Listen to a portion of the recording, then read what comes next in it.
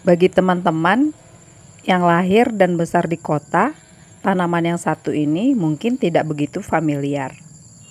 Tapi buat saya yang masa kecilnya di desa, di kampung, tanaman ini tidaklah asing.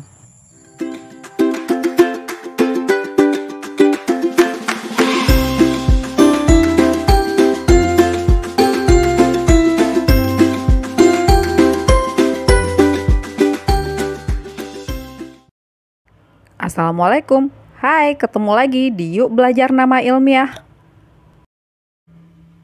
Di video ini saya akan membahas tentang tanaman senduduk atau senggani. Tapi seperti biasa, kita akan lihat dulu klasifikasi ilmiahnya.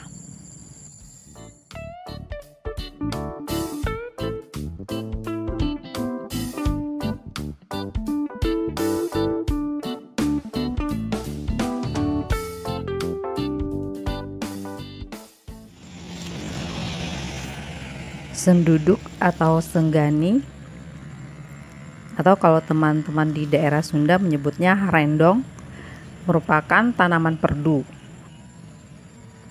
Tanaman ini sering ditemui di semak-semak, di tanah lapang yang tidak terlalu gersang, di lereng bukit atau gunung. Tapi kalau di daerah tempat tinggal saya, tanaman ini tidak perlu kita cari ke tanah lapang atau ke semak belukar, karena di sepanjang tepi jalan di sini banyak ditumbuhi tanaman senduduk. Tumbuhan ini sebenarnya berasal dari kawasan subtropis Jepang, kawasan Malaysia Barat, kawasan gurun Australia, sampai ke kepulauan Pasifik. Kemudian menyebar karena dibawa manusia sebagai tanaman hias, atau buahnya dimakan oleh burung, dan kemudian bijinya menyebar lalu tumbuh di mana-mana. Tumbuhan ini walaupun dia lebih sering dianggap sebagai gulma, tapi dia juga mempunyai banyak manfaat. Bukan hanya bermanfaat untuk kesehatan, karena banyak mengandung zat-zat yang baik untuk tubuh, seperti antioksidan yang tinggi yang banyak terkandung pada buahnya yang matang yang berwarna ungu. Senduduk juga mempunyai manfaat yang tak kalah pentingnya bagi lingkungan, sebab ia merupakan tumbuhan hiperakumulator, yaitu sifat tumbuhan yang mampu menyerap logam. Senduduk mampu mengakumulasi logam, terutama aluminium, dengan konsentrasi tinggi di jaringan akar dan tajuk. Dengan begitu, tumbuhan ini bisa digunakan untuk merehabilitasi lahan bekas tambang. Setelah senduduk hidup di sana, tumbuhan perintis lain seperti alang-alang juga akan hidup. Lalu hampir semua tumbuhan berkembang dan tanah kembali sehat. Sifatnya yang memiliki daya adaptasi tinggi terhadap rentang elevasi tempat tumbuh menyebabkan senduduk populer sebagai bahan bonsai dan aksesoris akuarium, atau sebagai bonsai aquascape. Untuk bonsai aquascape ini, yang dimanfaatkan adalah bonggol atau akar senduduk yang mati, yang kemudian bagian atasnya diberi tanaman air dan ditaruh di dalam akuarium. Sepintas ia terlihat seperti tanaman bonsai, hingga disebut bonsai aquascape.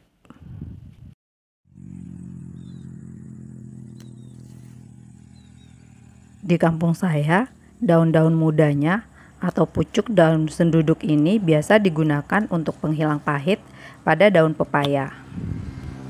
Walaupun terkadang juga menggunakan daun kedondong dan juga daun jambu klutuk, tetapi daun senduduk ini lebih dipilih karena hasilnya daun senduduk lebih ampuh untuk menghilangkan pahit pada daun pepaya. Cara penggunaannya juga sangat mudah. Teman-teman cukup ambil daun senduduk sebanyak yang dibutuhkan, lalu rebus bersama dengan daun pepaya.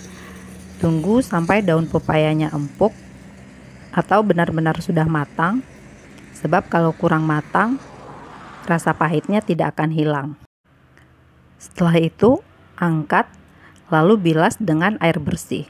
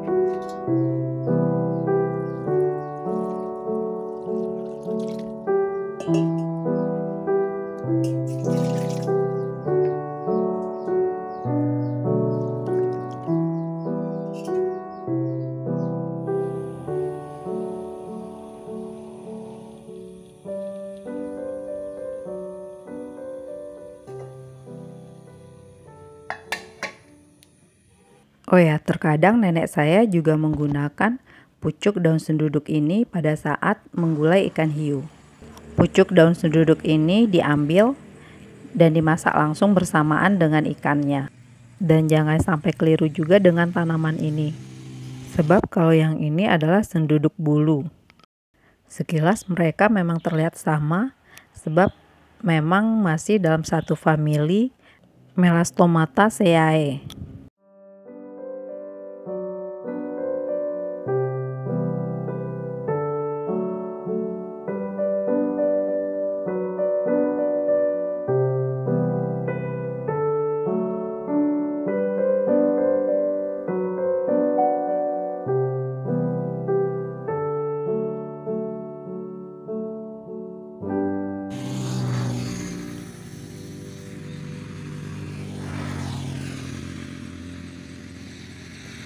Manfaat lainnya sebagai pewarna alami. Yang dimanfaatkan adalah biji dan akarnya.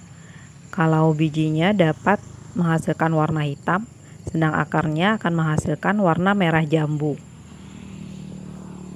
Sebagai edible flower.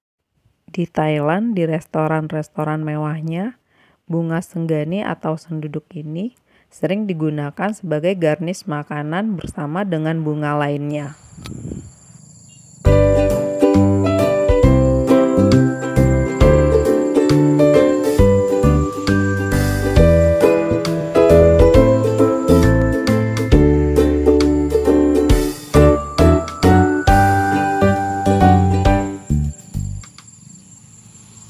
Teman-teman, sampai di sini dulu ya untuk video kali ini.